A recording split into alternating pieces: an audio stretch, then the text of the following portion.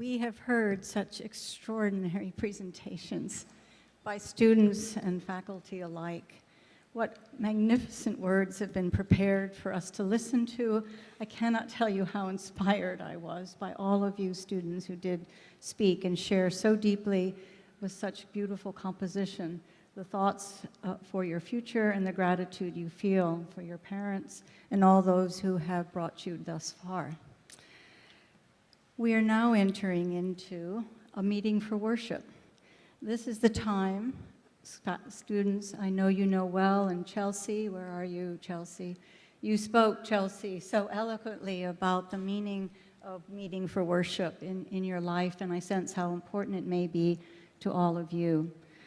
I dare propose that along with all of the skills that you have developed in this extraordinary school, that you are taking with you the gift of understanding what silence can be in your lives. This is not friends, family, faculty, siblings, grandparents, a time of hushed or keep quiet silence. In fact, it's quite the opposite, and it's a very, very rare skill and discipline that many of you may have shared with your students. The Quaker silence is a state of profound stillness from which the heart can come to know itself, and the soul is open to a message that it might not have heard otherwise. Peter and Beau will be bringing us into meeting for worship with some readings. And as we enter into silence, I ask you to think, if no one speaks during this period of time, it will be an extraordinary, transformative experience for all of us, because in that silence, there will be a message.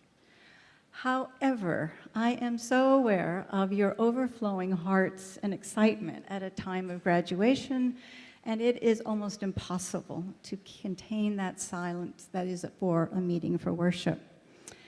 I do recommend that this little piece of paper you take with you and put into your wallets at some times when your students, your loved ones might ask you to simply sit in quietly with them.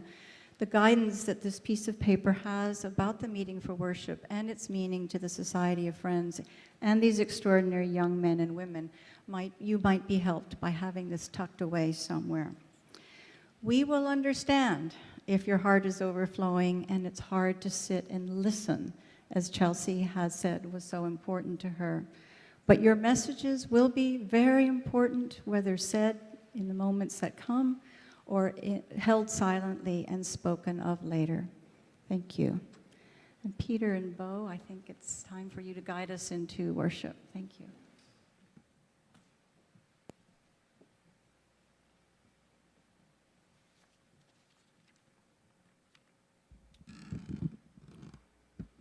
This is an excerpt from The Call of Service by Robert Coles. When I was a college student, I did volunteer work, as we then called it. I tutored some boys and girls who lived in what would now be called a ghetto neighborhood and who were having trouble with their schoolwork. I left one part of Cambridge for another, often on foot, so that I could enjoy what my father had taught me to call a good hike.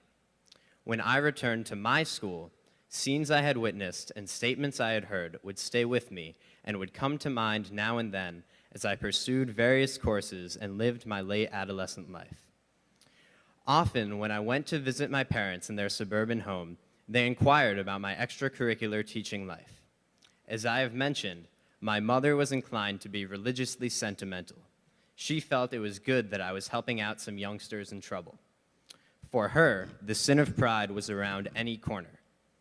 It was important to escape that constant pull of egoism, to work with others on behalf of their lives, with our own, for a change, taking a back seat. My father, a probing scientist, commonly took a different tack and asked me many times the same question: what did you learn? I was never quite sure how to answer my father, and often I had no need to do so.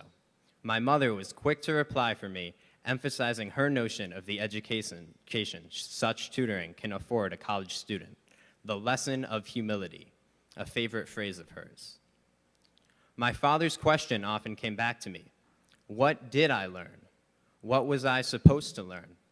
After all, I was the teacher, not the student.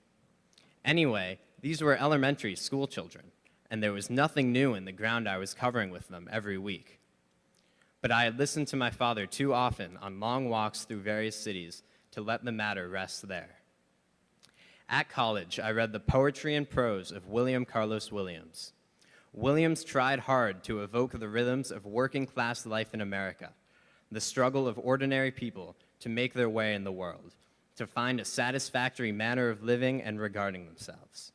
He knew how hard it was for someone who was well-educated and well-to-do to make contact with people who worked in factories, stores, or farms, or with those who have no work or are intermittently employed. In emphasizing his search for an American language, Williams was getting at the fractured nature of our nation's life, the divisions by race, class, region, and culture that make us unable to comprehend or even be aware of one another. Often, as I did my tutoring, I heard words I had never known, heard words used in new and arresting ways, and I learned about the memories and hopes and habits and interests of people in a neighborhood that was unlike my own. I thought of Williams' poems and stories and realized how much he owed to the humble people of industrial northern New Jersey. As he once told me, those house calls are giving me an education. Every day I learn something new, a sight, a phrase, and I'm made to stop and think about my world, the world I've left behind.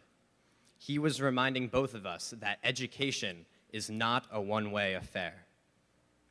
I fear it took some of us volunteers a good deal of time to learn the lesson Williams was stressing.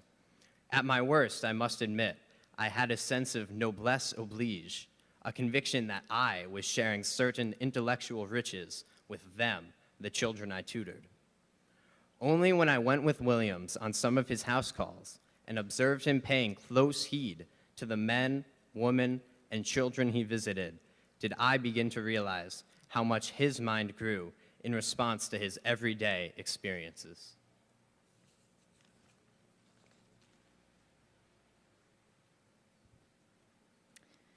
Shake the Dust by Anis Mojgani. This is for the fat girls. This is for the little brothers. This is for the schoolyard wimps. This is for the childhood bullies who tormented them. This is for the former prom queen. This is for the milk crate ball players. This is for the nighttime cereal eaters. And for the retired, elderly Walmart storefront door greeters. Shake the dust. This is for the benches and the people sitting upon them, for the bus drivers driving a million broken hymns, for the men who have to hold down 3 jobs simply to hold up their children, for the nighttime schoolers and the midnight bike riders who are trying to fly. Shake the dust. This is for the 2-year-olds who cannot be understood because they speak half English and half God. Shake the dust. For the girls with brothers who are going crazy, for those gym class wallflowers, and the 12-year-olds afraid of taking public showers. This is for the kid who's always late to class because he forgets the combination to his lockers. This is for the girl who loves somebody else. Shake the dust. This is for the hard men who want to love but know that it won't come. This is for the ones who are forgotten, the ones the amendments do not stand up for the ones who are told to speak only when you are spoken to, and then are never spoken to.